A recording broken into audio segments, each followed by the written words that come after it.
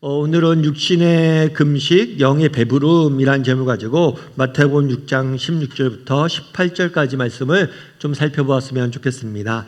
한때 금식 기도가 유행했던 적이 있습니다. 곳곳에 금식 기도원이 생기고 또 많은 사람들이 금식 기도를 하던 때가 있었습니다. 심지어 40일 동안 금식 기도를 하는 경우도 있었고 또 전문적으로 금식 기도를 가르치는 경우도 있었습니다. 하지만 오늘날에는 이 금식에 대해서 또 금식 기도에 대해서 많이 하지 않는 경우들이 많은 것 같습니다. 아마도 금식 기도원이 갖고 있는 각종 폐해 때문이기도 하고 우리 사회가 그만큼 풍요롭게 변하면서 간절함이 많이 사라졌기 때문이 아닐까 싶습니다.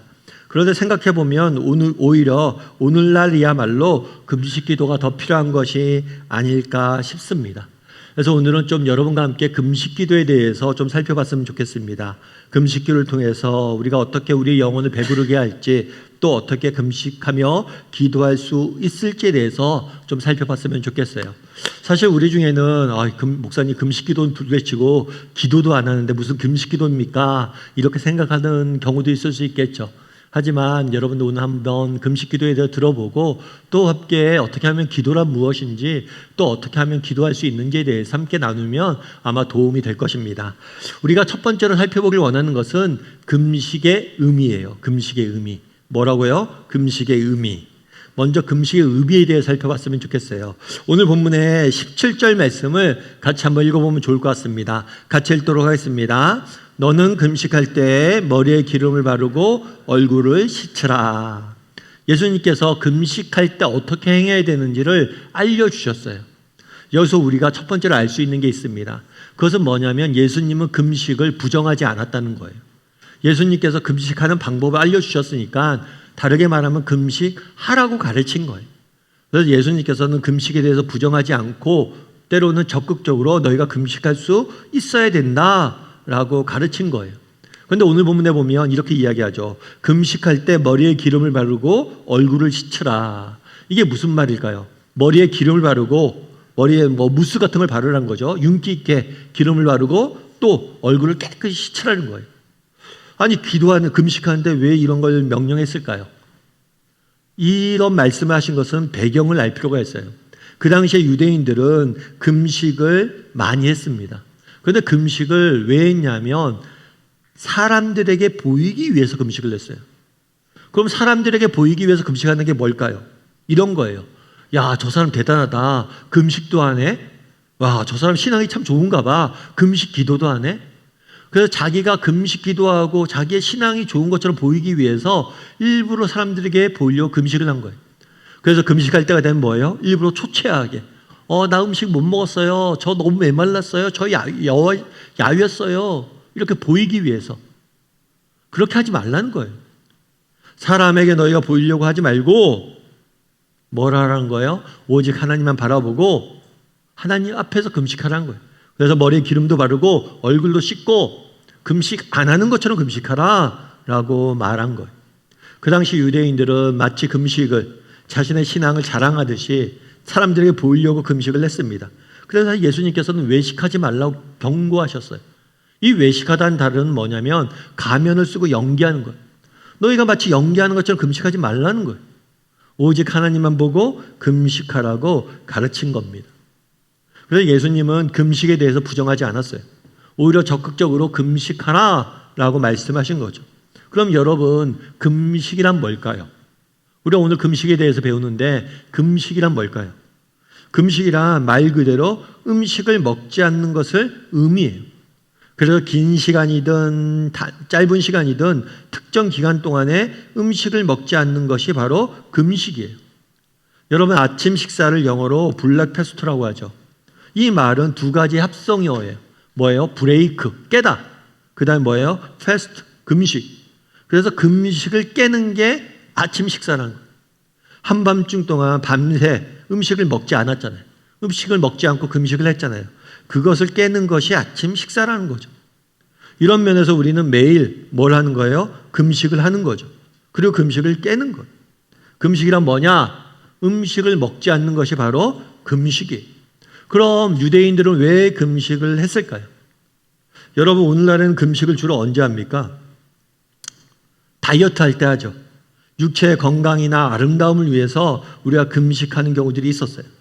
하지만 유대인들은 이런 아름다움이나 건강을 위해서 금식하지 않았어요. 왜냐하면 그 당시에는 그렇게 물질이 풍요로운 사회가 아니에요. 하루하루 사는 게 전쟁이에요. 먹을 것이 없어서 굶어 죽던 시대예요. 그럼에도 불구하고 금식했어요. 왜 금식했을까요? 우리 느헤미야 9장 1절부터 2절까지 말씀을 같이 한번 읽어볼까요? 같이 읽도록 하겠습니다.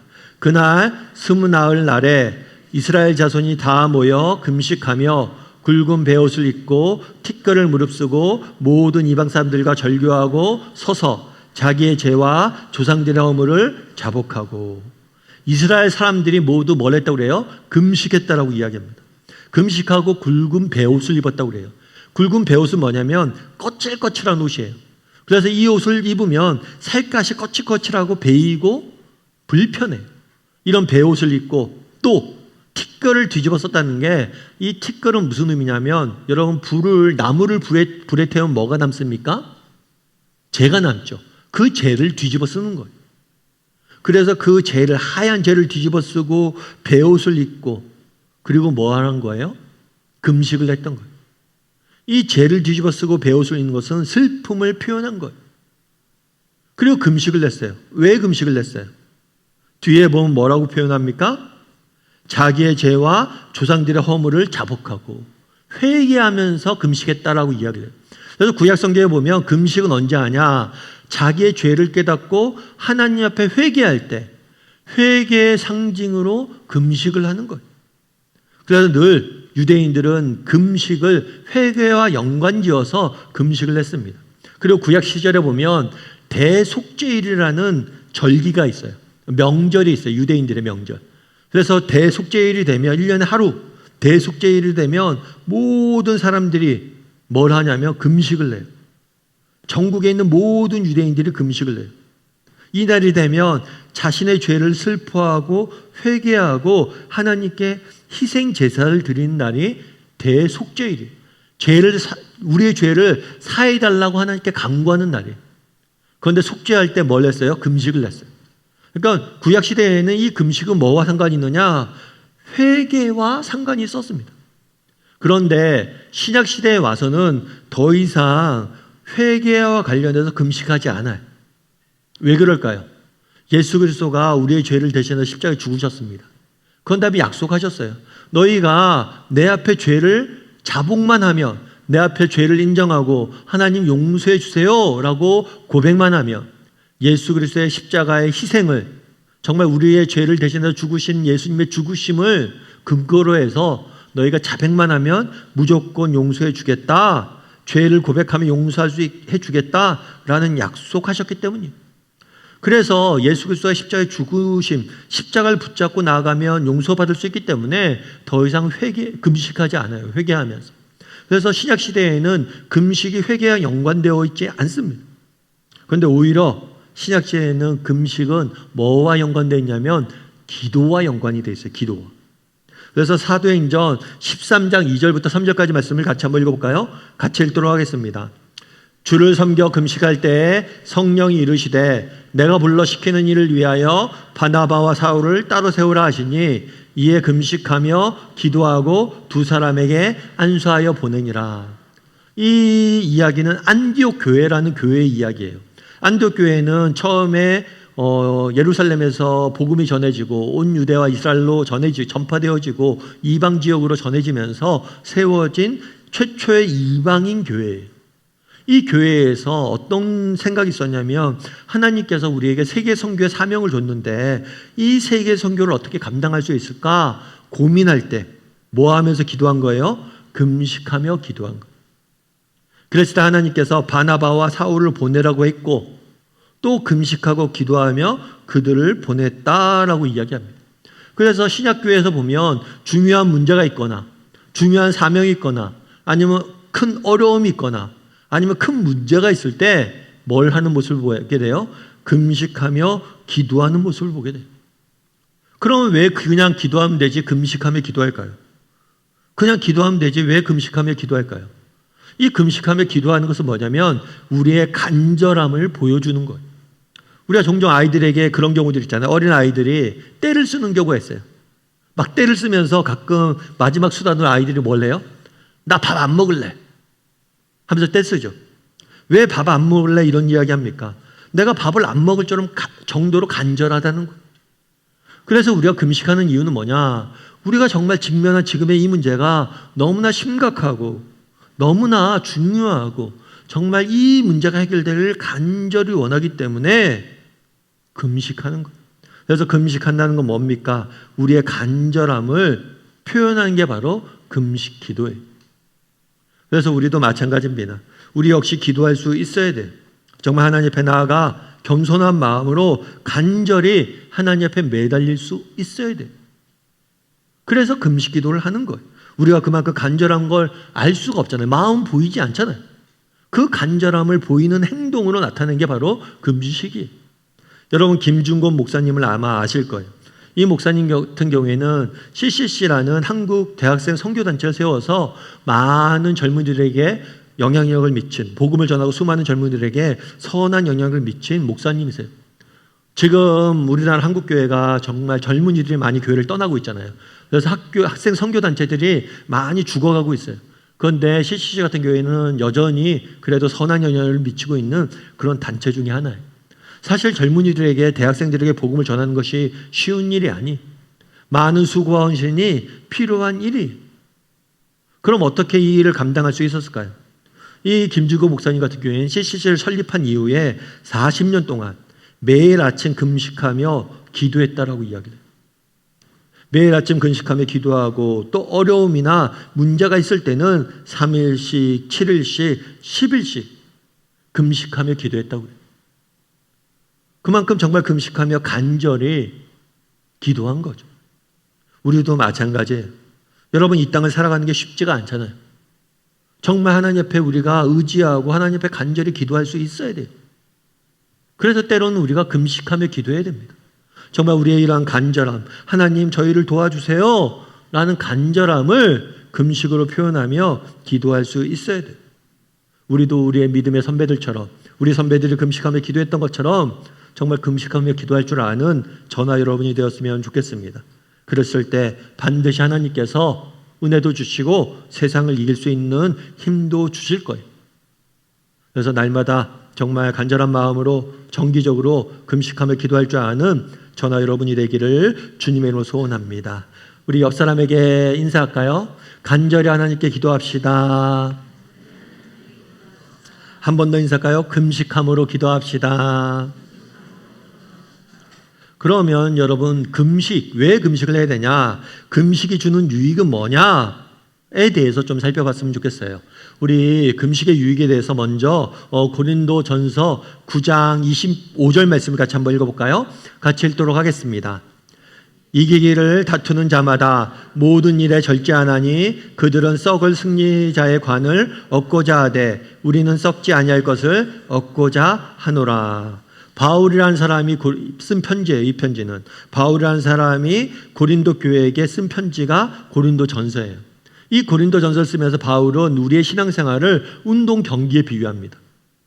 운동 경기에서 운동선수가 운동 경기를 이기기 위해서 선수가 이제 경기를 하는 것처럼 신앙생활을 운동 경기에 비유한 거예요. 여러분 운동선수가 운동 경기에서 이기기 위해서는 뭘 해야 됩니까? 육체적으로 건강하고 강해야 됩니다. 맞죠? 그러면 육체적으로 건강하고 강해지기 위해서 무엇을 해야 됩니까? 뭘 해야 돼요? 훈련해야 돼요. 훈련해야지 강해지죠.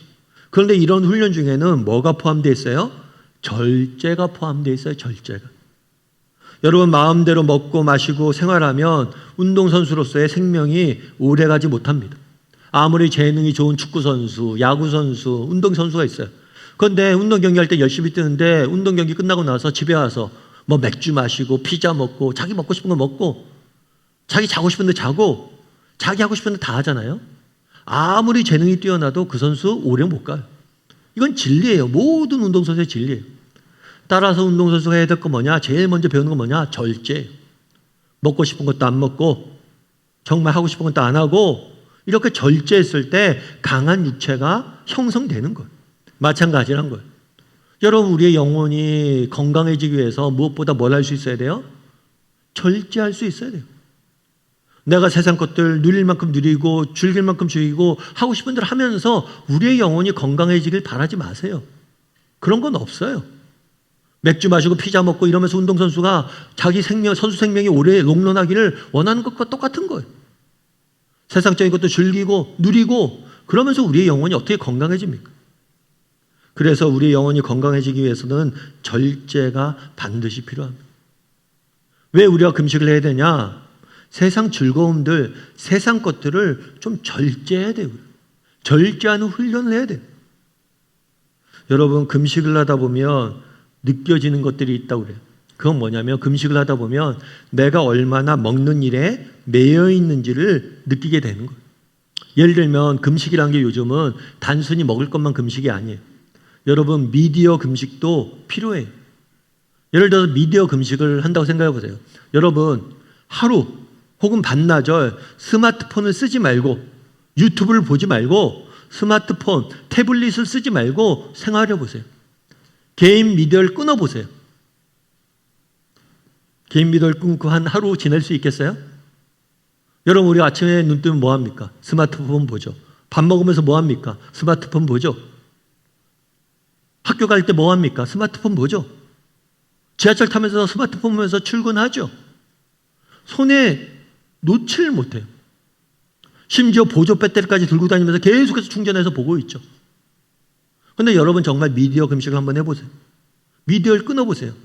아, 그러면 내 삶 가운데 정말 너무나 많은 시간을 내가 미디어에 투자하고 있구나. 그리고 정말 미디어에 투자하는 시간을 빼서 금식하고 그 시간을 기도한다거나 말씀 보다거나 아니면 다른 유익한 일에 써보세요. 여러분, 우리가 왜 금식이 필요합니까? 이거 단순히 먹는 것뿐만이 아니에요. 미디어도 마찬가지예요. 취미생활도 마찬가지예요. 여러분, 가끔 우리 지금 학교가 이제 운동장 지금 공사예요. 운동장 공사하는 바람에 조기 축구를 지금 안 하더라고요. 그래서 저희가 주차를 좀 편하게 하는데 조기 축구하는 분들 보면 얼마나 열심히 큽니까? 뭐 쉬는 날만 되면 매일같이 조기 축구 하잖아요. 그런데 가끔 조기 축구 하는 분들 보다 보면 그런 분들 있어요. 어린아이를 데려오는 분들이 있어요. 그럼 어린아이를 왜 데려올까요? 여러분들 조기 축구를 안 해서 모르죠. 아내 잔소리 때문에 데려옵니다. 쉬는 날인데 맨날 나가서 놀고 애들은 언제 놀아줄 거야? 내가 놀아줄게 하고 애들 데리고 조기 축구 나오는 거예요. 그게 놀아주는 겁니까? 자기 노는 거지. 자기 놀고 구경하는 거지. 여러분, 취미도 마찬가지예요. 여러분 좋아하는 거 있잖아요. 끊으세요. 단 며칠이라도. 그러면 내가 이것들에 얼마나 많이 매여 있는지 알 수 있어요. 내가 이 취미를 하느라고 정작 보내야 될 가족들과 보내지 못하고 시간을 낭비하고 있고 인생을 얼마나 허비하고 있는지 알게 돼요. 술 좋아하시는 분들도 마찬가지. 좀 끊으세요. 몇 주라도, 며칠이라도. 그러면 내가 얼마나 매여 있는지를 알 수가 있는 거예요. 여러분, 왜 금식을 하라고 그럽니까? 내가 얼마나 세상 것에 매여 있는지, 그 즐거움에 빠져 있는지, 얼마나 이것들로 인해서 인생을 낭비하고 있는지 점검할 필요가 있는 거예요. 그래서 정기적으로 여러분, 먹는 것뿐만 아니라 취미생활, 먹는 것뿐만 아니라 내가 좋아하는 것들 끊으세요.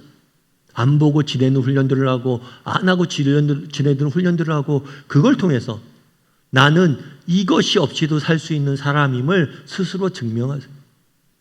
왜 금식합니까? 나는 먹는 것보다 더 중요한 것이 있는 것을 아는 사람입니다를 보여주는 것. 왜 취미생활 금식합니까? 이 취미보다 내겐 더 소중한 것들이 있음을 내가 뭘 해야 돼요? 보여야 되는 거예요.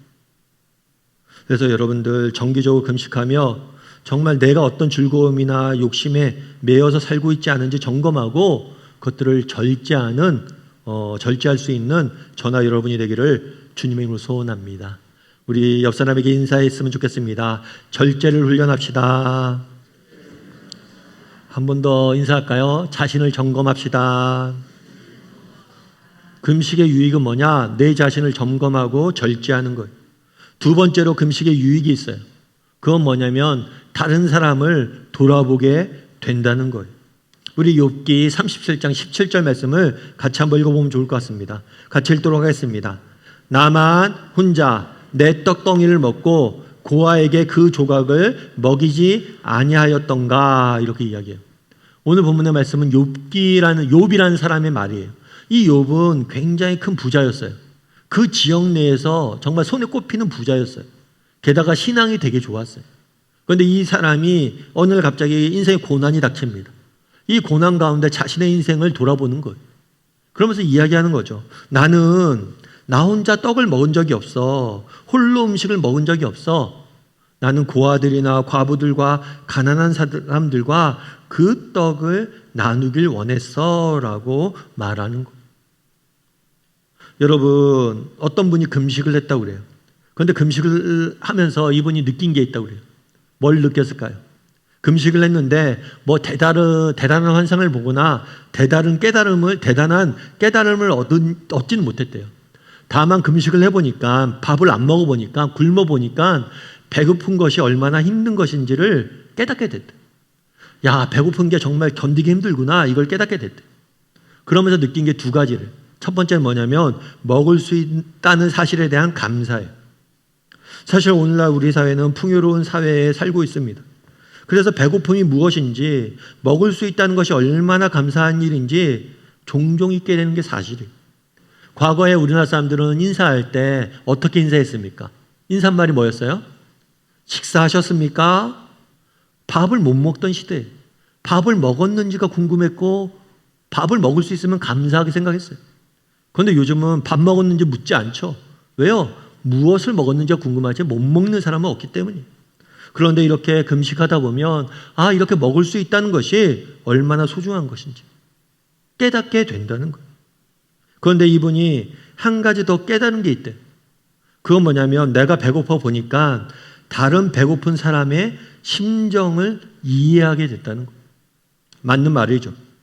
여러분, 우리가 고난을 당하지 않으면 고난 당하는 사람의 심정을 이해할 수 없는 것이 인간의 본성이에요.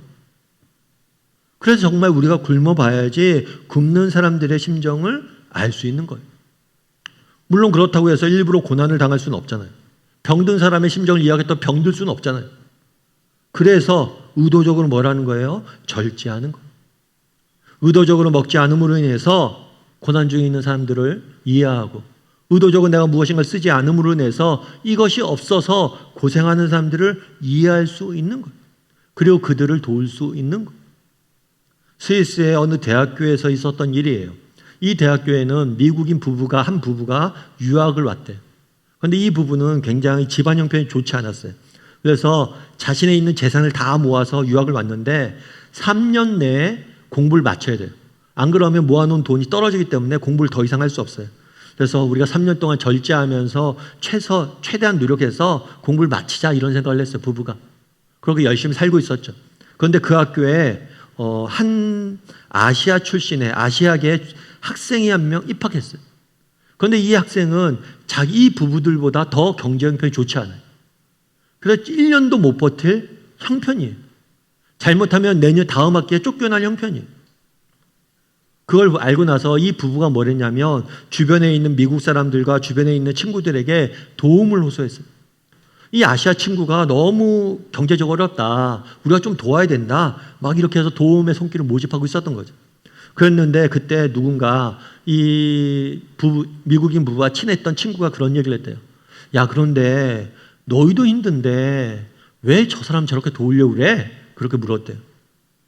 그러자 이 사람이 그렇게 얘기했대요. 뭐라고 했냐면 내가 힘드니까 그 사람의 형편을 알겠더라고. 그렇죠. 여러분, 내가 부모가 재정적으로 넉넉해서 학비 다 보태줘서 유학하는 사람들, 정말 돈이 없어서 내일 돌아가야 될 형편에 있는 사람들의 심정을 몰라요. 그런데 내가 정말 없어 보니까 없는 사람의 심정을 알겠다는 거예요. 그래서 돕자고 하는 거죠. 그러면서 이 미국인 부부가 뭘 했냐면 일주일에 하루씩 금식하기로 결단합니다. 그리고 이 금식에서 모은 돈을 그 식사 비용만큼을 그 친구를 후원하기로 한 거예요. 내가 정말 부족하고 없는데 내가 가진 게 없으니까 내가 가진 걸로 도울 수는 없고 그러면 한 끼라도 금식해서 그 친구를 위해서 기도하고 그걸 돕자라고 이야기한 거예요. 여러분, 오늘날 우리는 풍요로운 사회에 살고 있습니다. 그래서 어쩌면 풍요로운 사회에 살고 있기 때문에 이 풍요의 가치를 모르기가 쉬워요. 정말 저도 이번 주 중에 중국 선교를 좀 다녀왔어요. 그곳은 정말 20명 이상 모이면 무조건 잡혀가는 사회예요. 그리고 또 함부로 모여서 예배하는 건 상상도 못하는 사회예요. 그 사회가 얼마나 통제가 되어 있냐면 중국 이제 천안문 이제 학생 그 사태 이후로 어떤 모임이나 집회도 가질 수 없어요. 그래서 요즘은 어떻게 하냐면 중국인들이 대학생들이 뭔가 항의하고 싶은 게 있다면 하얀 종이를 백지를 그냥 들고 있대요. 아무 글도 쓰지 않고. 왜냐하면 글을 쓰면 잡혀가니까. 백지로 그냥 표현한 거예요. 그럼 백지에 어떤 사람이 들고 있으면 아는 거죠. 자기들끼리. 그럼 그 옆에 또 다른 사람이 백지로 들고 서 있는 거예요. 나도 동일한 마음이다. 그런데 그러다 보니까 요즘은 백지를 들고만 있어서 잡아간다고 그러죠. 더 이상 어떤 얘기도 안 되는 사회예요. 그런데 우리는 얼마나 지금 자유로운 사회에 살고 있어요. 그런데 우리 얼마나 이게 감사합니까? 여러분 정말 오늘 예배 나와서 이렇게 예배 드리면 감사했어요? 여러분 우리가 풍요에 속으면 안 돼요. 풍요롭기 때문에 이런 것들 너무 자연스럽게 받아들이면 안 돼요. 뿐만 아니라 우리가 풍요롭기 때문에 정말 가난한 자들, 어려운 자를, 배고픈 자들을 잊기 쉽습니다. 이건 나쁜 게 아니에요. 다만 자연스러운 거예요. 하지만 이렇게 자연스럽게 흘러가게 둬서는 안 돼요. 그래서 금식하는 거예요. 절제하는 거예요. 금식을 통해서 정말 지금의 내 주어진 삶에 대해서 감사도 하고 또 정말 배고프고 가난하고 힘든 자들을 돌아보고 그들을 도울 수 있어야 돼요. 그래서 금식의 유익은 무엇입니까? 배고픔을 느낌으로 배고픈 자들을 도울 수 있는 것. 그래서 바라기는 우리 다음의 식구들이 절제와 금식을 통해서 다른 이들을 도우고 섬길 줄 아는 저나 여러분이 되기를 주님의 이름으로 소원합니다. 마지막으로 금식의 유익이 뭐냐? 금식의 유익은 뭐냐면 금식을 통해서 우리는 하나님의 일하심을 경험할 수 있어요. 우리 에스더서 4장 16절 말씀을 같이 한번 읽어볼까요? 같이 읽도록 하겠습니다. 당신은 가서 수산에 있는 유다인을 다 모으고 나를 위하여 금식하되 밤낮 3일을 먹지도 말고 마시지도 마소서. 나도 나의 시녀와 더불어 이렇게 금식한 후에 규례를 어기고 왕에게 나아가리니 죽으면 죽으리이다 하니라. 그 당시 에스더라는 사람의 이야기예요. 에스더는 페르시아의 왕비예요. 페르시아의 왕비인데 어떤 일이 있었냐면 하만이라는 사람이 있었어요. 이 하만이라는 사람이 함정을 파서 페르시아 내에 있는 모든 유대인들을 죽일 계획을 세워요. 그리고 실제로 왕의 명령이 선포가 됐어요. 몇 월 며칠 날 모든 유대인들은 다 죽여라. 그래서 페르시아 내에 있는 모든 유대인들은 죽음을 당할 형편이에요. 에스더도 마찬가지로 죽음을 당할 형편이에요. 이 소식을 에스더가 삼촌 모르드게로부터 듣게 됩니다. 이 소식을 듣고 에스더가 어떤 반응을 보여요? 금식해요. 3일 동안 제가 금식하겠습니다. 그리고 여러분들도 나를 위해서 금식하며 기도해 주십시오. 그리고 금식한 다음에 내가 뭘 할 거냐면 규례를 어기고 라고 이야기해요. 규례를 어기고. 이 규례를 어긴다는 건 뭐냐면 그 당시에는 왕이 부르지 않으면 왕 앞에 아무나 함부로 나갈 수 없어요. 왕이 부르지 않으면. 그래서 여러분들 그런 거 있잖아요. 뭐 사극 같은 데 보면 신문고 같은 거 칠 때 있잖아요. 신문고 같은 거 칠 때 그냥 치는 게 아니에요. 그걸 칠 때는 목숨을 내놓고 치는 거예요. 왜냐하면 내가 엉뚱한 일로 엉뚱한 이야기를 해서 왕의 시간을 뺏으면 안 되기 때문에. 그래서 왕 앞에 함부로 나간다는 건 쉬운 일 아니에요. 목숨을 걸고 하는 일. 실제로 에스더가 왕비가 되기 전에 그 전에 있었던 왕비는 왕이 부르는데 나가지 않아서 폐위가 됐어요. 그만큼 왕의 명령은 왕은 신이에요. 근데 왕이 부르지 않는데 왕 앞에 나간다? 목숨을 내놓고 나가는 거예요. 그래서 내가 그때 나가서 죽으면 죽을 것이다 라고 이야기해요. 그런데 그 전에 이런 위급한 상황에 정말 목숨을 걸고 도전하기 전에 뭘 했다고 그랬어요? 금식하며 기도했다고. 우리 다 같이 금식하며 기도합시다. 다 같이 하나님 앞에 간절히 매달립시다 라고 이야기를 한 거예요. 그랬을 때 그 결과 정말 하나님께서 이 하만의 계략을 무찌르고 정말 유다인들을 구원하시는 모습을 우리는 역사 속에서 보게 되는 거예요. 여러분, 우리도 수시로 기도해야 됩니다. 정말 하나님과 늘 기도해야 돼요. 그런데 때로는 정말 여러분 인생에 중요한 문제 앞에 있습니까? 정말 여러분 인생에 큰 문제가 여러분 앞에 있습니까? 그러면 정말 금식하며, 정말 금식을 선포하며 기도할 수 있어야 돼요. 정말 하나님 앞에 간절히 매달리며 절박한 심정으로 하나님의 도우심을 구할 수 있어야 돼요. 그랬을 때 하나님께서 일하시는 거예요. 그래서 아도 윌리스라는 영국의 작가는 이렇게 이야기합니다. 우리가 순수한 마음과 올바른 동기로 금식 기도한다면 잠긴 문을 열 수 있는 유일한 열쇠가 될 수 있다. 여러분 인생에 잠긴 문이 있습니까? 정말 여러분 앞에 잠긴 문이 생겼습니까? 경제적인 문제나 입시의 문제나 건강의 문제나 어떤 관계의 문제나 어떤 잠긴 문으로 인해서 헤매이고 있습니까? 그 문을 열 수 있는 비결이 있어요. 그건 뭐예요? 순수한 마음으로, 정직한 마음으로, 올바른 동기로 간절함을 가지고 정말 금식하며 기도해야 돼요. 그랬을 때 잠긴 문도 열리는 거예요. 여러분, 아브라함 링컨 대통령을 아마 아실 거예요. 미국 대통령으로 이 아브라함 링컨 대통령 재임 시기에 남북 간의 전쟁이 있었어요. 그 전쟁의 원인은 노예제도였죠. 남부는 노예제도를 유지하길 원했고 북부는 노예제도를 폐지하길 원했습니다. 링컨은 신앙인이었어요. 신앙인으로서 정말 이 노예제도를 유지하는 건 옳지 않다고 생각을 했어요. 그래서 노예제도를 반대했고 결국에 전쟁이 일어났습니다. 이 전쟁으로 인해서 수많은 사람들이 죽음을 맞이할 수밖에 없었어요. 게다가 남부군이 초반에는 승리하고 있었습니다. 그러자 링컨은 이렇게 이야기를 해요. 사람들에게. 이 나라를 황폐화시킨 남북전쟁의 끔찍한 재난이 바로 우리의 죄악으로 인한 하나님의 징벌일지 모른다는 사실에 두려워하지 않겠습니까? 우리는 그동안 엄청난 복을 누렸고 오랫동안 평화와 번영을 구가하며 살았습니다. 그런데도 우리는 하나님을 잊었습니다. 무너지지 않는 성공에 취한 나머지 자만심에 빠졌습니다. 그 결과 우리를 구속하시고 보존하시는 은혜의 필요성을 망각하고 우리를 지으신 하나님께 기도하지 않았습니다. 뭐라고 이야기합니까? 우리는 하나님을 잊었고 하나님께 기도하지 않았다는. 그래서 지금 우리 앞에 잠긴 문이 생겼다는 것. 여러분, 우리도 한번 정직히 돌아보십시오. 혹시 여러분들은 하나님을 잊고 살지는 않습니까? 하나님께 기도하지 못하고 있지는 않습니까? 그러면서 이렇게 이야기합니다. 이제 하나님의 권능 앞에 우리 자신을 겸손히 낮추고 이 나라의 죄악을 자백하며 그분의 자비와 용서를 간구하는 것이 우리의 의무라고 생각합니다. 그러므로 이제 나는 상원의 요청에 따라 그리고 상원의 견해에 전적으로 공감하며 따로 지정하여 국가적 겸손과 금식과 기도의 날을 선포하는 바입니다. 왜 우리나라에 이런 어려움들이 있었습니까? 혹시 하나님을 잊고 우리가 기도를 하지 않았기 때문 아닙니까? 지금은 금식하며 기도해야 될 때입니다 라고 기도로 임하는 모습을 보게 돼요.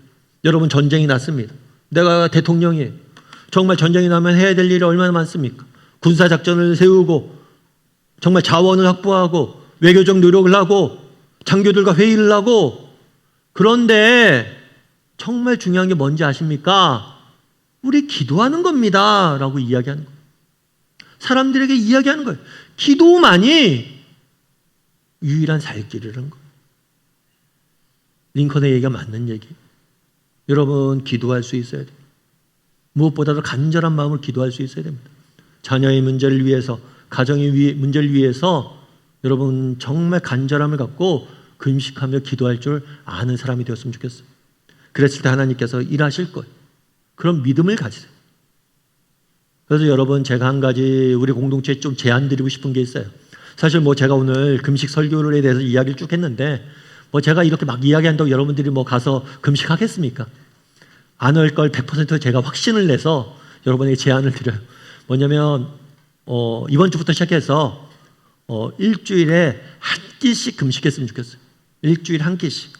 한 끼씩 금식하는데 그냥 밥만 굶지 마시고 뭘 하냐면 일주일에 한 끼 금식하고 그 금식한 그 시간에는 교회를 위해서 기도했으면 좋겠어요. 특별히 뭘 위해서 기도하냐? 여름 수련회를 위해서 기도했으면 좋겠어요. 우리 다음 달부터 수련회가 이제 시작이 됩니다. 그래서 매주일 이렇게 해서 7, 8월 동안 수련회가 진행될 거예요. 여러분 수련회가 끝나는 그날까지 일주일에 한 끼씩만 금식했으면 좋겠어요. 금식하고 수련회를 위해서 기도했으면 좋겠습니다. 여러분 수련회 기간 동안에 우리의 일상에서 학원에서 학교에서 벗어나서 정말 1박 2일, 2박 3일 온전히 하나님과 함께 동행하는 시간을 갖는 이 시간이 갖는 영적 에너지가 대단해요. 그래서 교회 교육에 있어서 수련회만큼 중요한 게 없어요. 이번 수련회를 통해서 우리 아이들이 하나님을 만나고 변화하게 해달라고 여러분 기도했으면 좋겠어요. 정말 이것이 우리 공동체에 주신 정말 중요한 하나님의 사명입니다 라는 것을 우리의 금식으로 고백하며 기도했으면 좋겠어요. 그래서 여러분 일주일에 한 번씩 금식하시고 금식해서 밥값 10,000원이면 10,000원, 5,000원이면 5,000원 그건 구별해서 헌금하세요. 여러분 교회가 돈 부족해서 이런 얘기 드리는 거 아니에요. 여러분 구별해서 드리는 훈련해야 돼요. 그래서 여러분이 금식하시고 그 밥값을 정말 구별해서 드리세요. 훈련하세요. 섬기는 훈련을 해야 돼요. 그래서 여러분들 오늘 금식기도 배웠잖아요.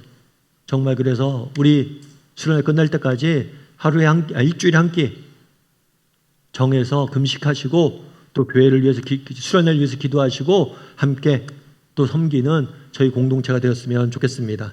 그렇게 하실 거죠? 네, 아멘이시죠?